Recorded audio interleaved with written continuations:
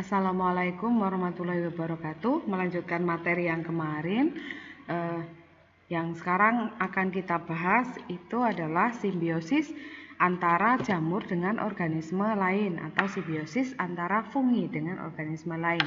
Di mana simbiosis yang pertama yang akan kita bahas itu adalah lichen atau lumut kerak. Lichen atau lumut kerak adalah simbiosis mutualisme antara jamur Ascomycotina ataupun Basidiomycotina. Ada juga Deuteromycotina dengan ganggang Cyanophyta ataupun Chlorophyta. Nah, simbiosis ini fungi jenis tertentu ini dapat bersimbiosis dengan alga uniseluler membentuk lichen ataupun lumut kerak. Kalau bisa dilihat, ini adalah bagian permukaan dari alga yang hijau. Nah, alga hijau ini dia bisa berfotosintesis. Sedangkan ini adalah hifa dari fungi. Nah, seperti yang kalian tahu bahwa fungi itu tidak bisa berfotosintesis karena dia heterotrof. Sedangkan alga dia kesulitan untuk mengambil air dan mineral. Sehingga simbiosis antara keduanya itu akan saling membantu dalam hal fungi akan mengambil air dan mineral kemudian yang akan dimanfaatkan oleh alga untuk berfotosintesis, sehingga nanti hasil dari fotosintesis alga akan dipakai bersama, sehingga simbiosis ini disebut sebagai simbiosis mutualisme. Bagi alga dia mendapatkan suplai air dan mineral, sedangkan bagi fungi mendapatkan hasil fotosintesis berupa nutrisi. Dan ini tidak dapat dipisahkan antara fungi dengan fungi dengan alga itu tidak dapat dipisahkan. Jadi simbiosisnya adalah simbiosis mutualisme, tidak dapat tergantikan dengan yang lain. Selanjutnya ini contoh lichen ya. Kemudian mikoriza antara fungi dengan akar tanaman. Dia akan meningkatkan penyerapan dari fosfor, zinc, dan juga mineral-mineral yang lain. Nah, penyerapan akar akan lebih efektif dengan adanya fungi yang menempel pada akar. Selanjutnya yang akan kita bahas, ini sudah ada beberapa gambar, yaitu ada anggur, kemudian minuman, ada keju, ada makanan, kemudian ada juga tape singkong.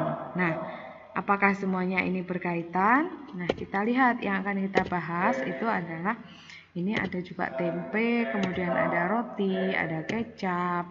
Peranan jamur dalam kehidupan. Peranan jamur dalam kehidupan manusia itu sangat banyak, baik peran yang merugikan maupun yang menguntungkan. Jamur berperan dalam keseimbangan lingkungan, yaitu sebagai dekomposer, bersimbiosis dengan tanaman tertentu, yaitu membentuk mikoriza dalam suplai unsur hara. Jamur juga sangat penting dalam fermentasi makanan dan obat-obatan. Jamur jenis cendawan ada yang beracun dan ada pula yang dapat dimakan.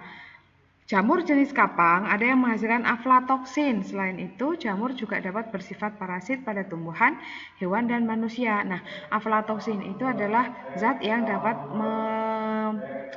mengganggu tubuh. Jadi, dia bersifat racun bagi tubuh.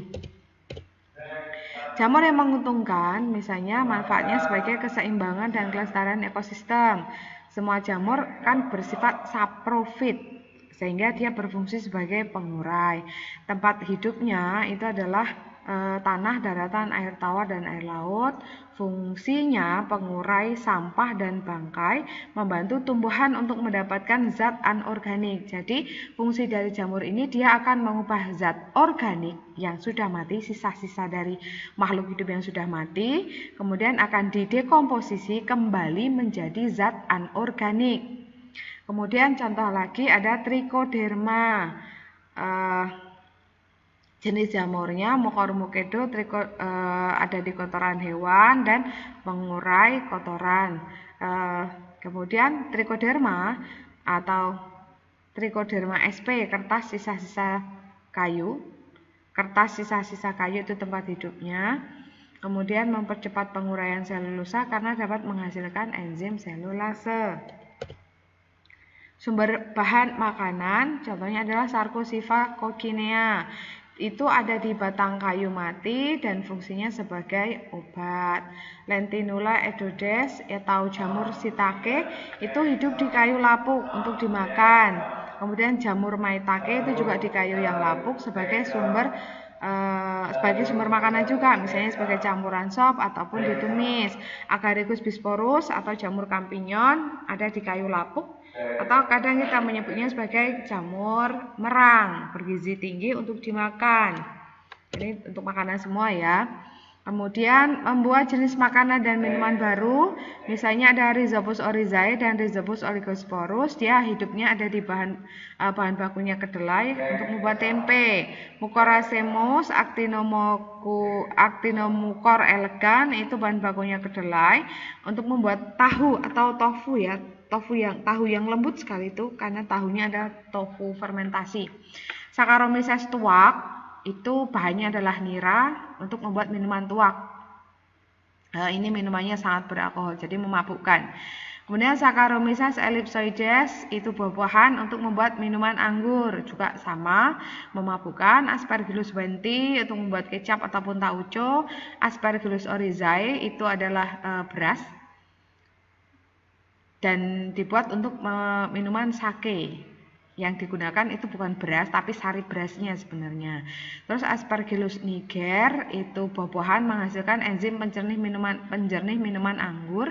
Penicillium roqueforti dan Penicillium camemberti itu untuk membuat susu fermentasi.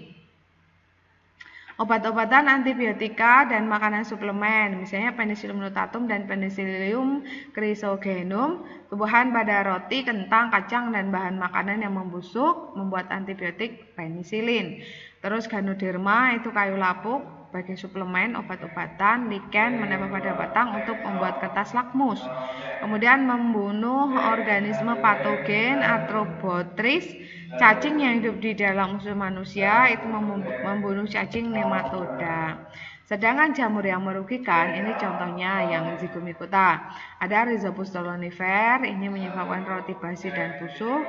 Rhizopus nigrican, itu pembusukan pada buah tomat. Ascomycota, misalnya Aspergillus fumigatus, tumbuhan busuk dan juga dia ada di tubuh manusia yang menyebabkan penyakit saluran pernafasan pada paru-paru.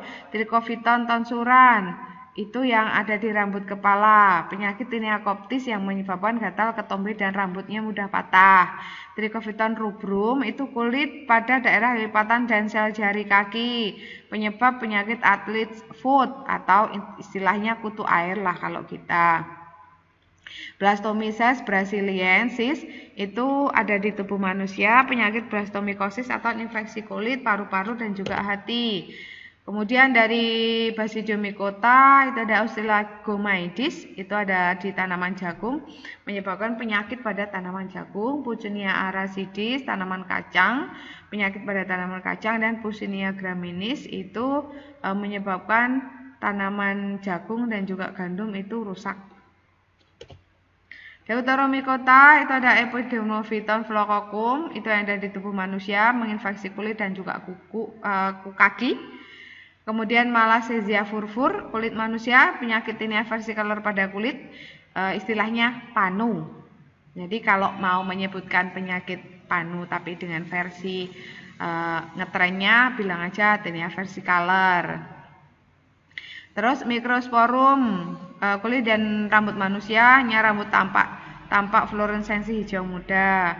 Kemudian lichen itu ada di batu candi, tembok bangunan yang akan menyebabkan kelapukan pada bangunan.